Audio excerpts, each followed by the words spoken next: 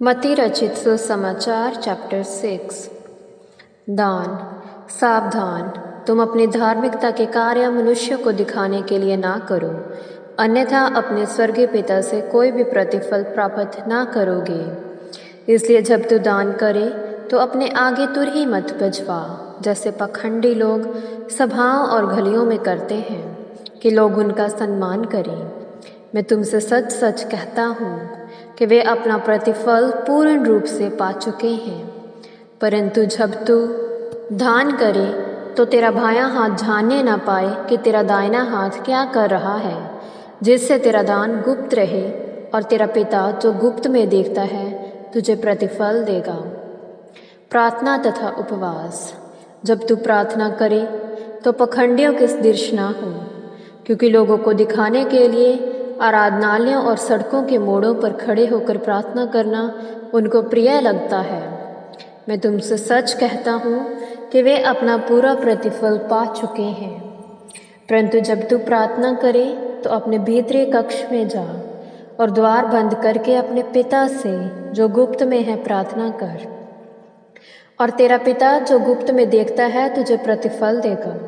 और जब तू प्रार्थना करे तो गैर यहूदियों की तरह अर्थहीन बातें ना दोहरा, क्योंकि वे सोचते हैं कि उनके अधिक बोलने से उनकी सुनी जाएगी। इसलिए उनके सदृश ना बनना, क्योंकि तुम्हारा पिता मांगने से पूर्व ही तुम्हारी आवश्यकता को जानता है।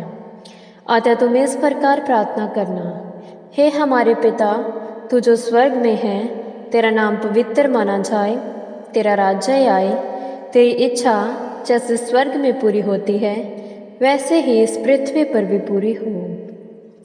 हमारे दिन भर की रोटी आज हमें दी, और जैसे हमने अपने अपराधियों को क्षमा किया है वैसे ही तू भी हमारे अपराधों को क्षमा कर, और हमें अपेक्षा में न डाल, परंतु बुराई से बचा, क्योंकि राज्य और पराक्रम और महिमा सदा तेरे ही है। आमीन। यदि तुम मनुष्यों के अपराध क्षमा करोगे तो तुम्हारा स्वर्गीय पिता भी तुम्हें क्षमा करेगा। परंतु यदि तुम मनुष्यों को क्षमा ना करो तो तुम्हारा पिता भी तुम्हारे अपराध क्षमा नहीं करेगा। जब कभी तुम उपवास करो तो पखंडियों के समान उदास दिखाई ना दो, क्योंकि वे अपना मुंह मलान बनाए रखते हैं, जिससे कि मनुष्य को उपवासी दिखाई दे। मैं तुमसे सच कहता हूँ, वे अपना पूरा पूरा प्रतिफल पा चुके हैं। परंतु जब तू उपवास करे तो अपने सिर पर तेल लगा और मुंह धो, जिससे कि तू मनुष्यों को उपवासी ना दिखाई दे, परंतु अपने पिता को जो गुप्त में है, और तेरा पिता जो गुप्त में देखता है तुझे प्रतिफल देगा। स्वर्गीय धन। अपने लिए पृथ्वी पर धन संचय मत करो, जहाँ कीड़ा और झांक नष्ट करते हैं और जहाँ चोर सेंध लगाकर चोरी करते हैं, परंतु अपने लिए स्वर्ग में धन संचय करो, जहाँ ना कीड़ा और ना झंग नष्ट करते हैं और ना ही चोर सेंध लगाकर चोरी करते हैं, क्योंकि जहाँ तेरा धन है वहाँ तेरा मन भी लगा रहेगा।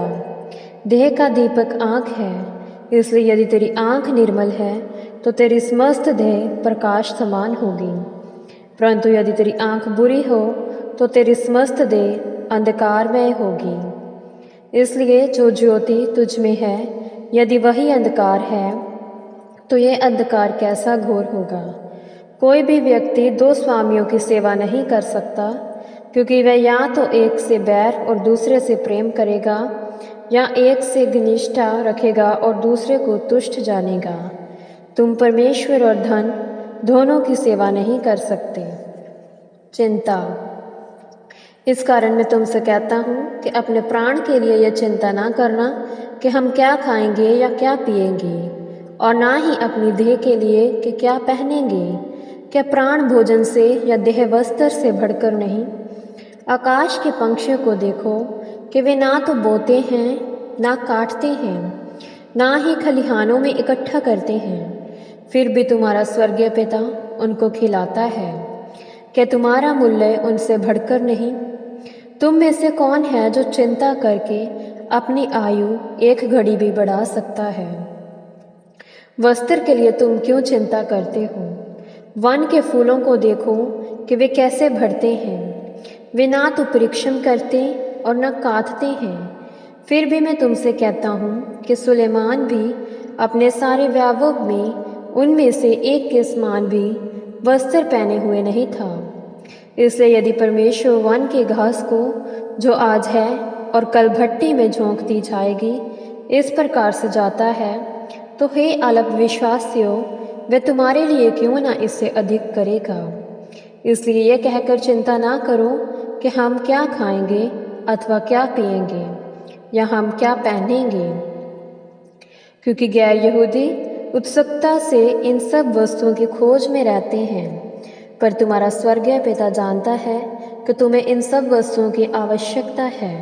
परंतु तुम पहले परमेश्वर के राज्य और उसकी धार्मिकता की खोज में लगे रहो, तो ये सब वस्तुएं तुम्हें दे दी जाएंगी। इसलिए कल की चिंता ना करो, क्योंकि कल का दिन अपनी चिंता आप कर लेगा। आज के लिए आज ही का दुख बहुत है। यह प्रभु की वाणी है। ईश्वर को धन्यवाद।